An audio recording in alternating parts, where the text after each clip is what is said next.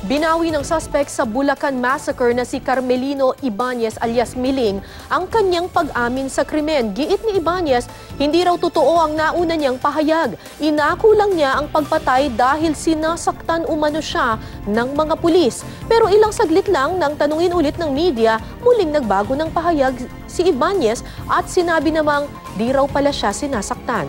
Itinanggi naman ng mga otoridad ang umano'y pananakit.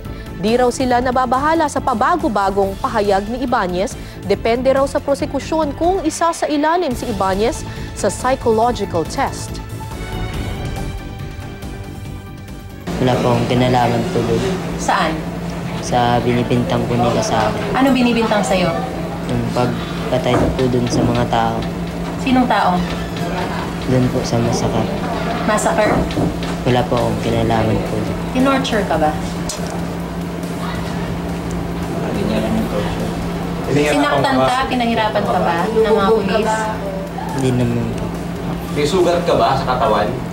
Wala na po. Ha? Nawala na po.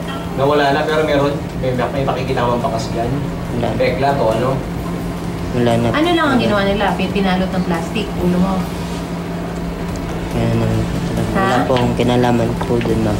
We have a case against him. We have a witness against him saying na siya ay nandun sa crime scene.